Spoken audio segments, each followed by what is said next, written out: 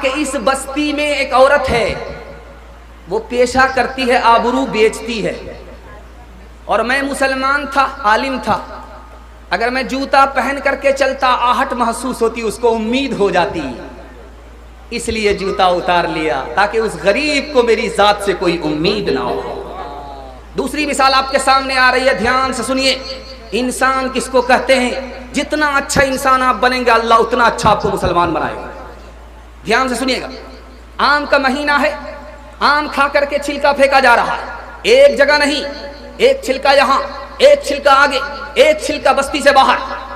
کہا حضور آپ سارا چھلکا ایک جگہ کیوں نہیں پھینکتے؟ کہا غریب محلہ ہے، برسہ برس میں چاروں کو آم کھانا نصیب نہیں ہوتا، چھلکا اس لیے دور پھینکا تاکہ محلے والے کو پتہ نہ چلے کہ کسی نے آم کھایا ہو، کسی کے دل میں حسرت رہ جائے۔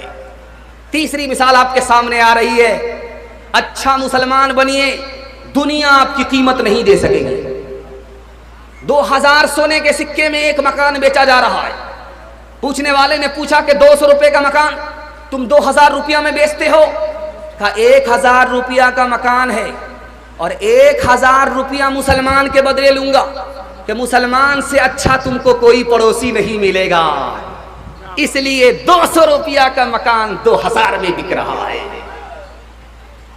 آخری مثال ہے، پیغام کو ختم کر رہا ہوں۔ برہمن کی سرکار ہے، برہمن بادشاہ ہے، کرسی پر بیٹھ کر کے حکومت کرتا ہے، اس کا نوکر کون ہے؟ جھاڑو لگانے والا ہریجن ہے۔ صبح کے ٹائم میں وہ جھاڑو لگا رہا تھا، بادشاہ کی نظر پڑ گئی، بادشاہ کا سارا کام بگڑ رہا ہے۔ وزیر سے پوچھا کہ بات کیا ہے؟ آج سارا کام کرتا ہوں بگڑ جاتا ہے، سونے پر ہاتھ ڈالتا ہوں کوئلہ ہو جاتا ہے، بات کیا ہے؟ تو وزیر نے کہا حضور آپ نے اس منحوس کا چہرہ دیکھ لیا، وہ ہریجن جو ہے منحوس، اسی کا آپ نے چہرہ دیکھ لیا ہے، اس لیے آپ کا کام بگڑ رہا ہے۔ بادشاہ نے کہا بلا کر کے لاؤ، پھانسی پر چڑھا دو، جلے تو جلال تو اس بلا کو ٹال دو۔ اب وہ پھانسی پر چڑھنے لگا تو اس سے پوچھا کہ تمہاری آخری خواہش؟ کہا آخری خواہش یہ کہ میں بادشاہ سے پوچھنا چاہتا ہوں کہ مجھ کو پھانسی پر کون سے گناہ میں چڑھا رہے ہو؟ تو بادشاہ نے کہا تم منحوس ہو، اسی وجہ سے تم کو پھانسی پر چڑھا رہے ہیں۔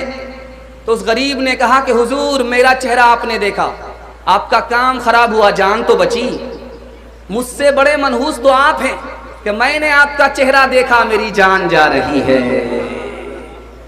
الزام دوسرے کو دیتے تھے، قصور اپنا نکل آیا۔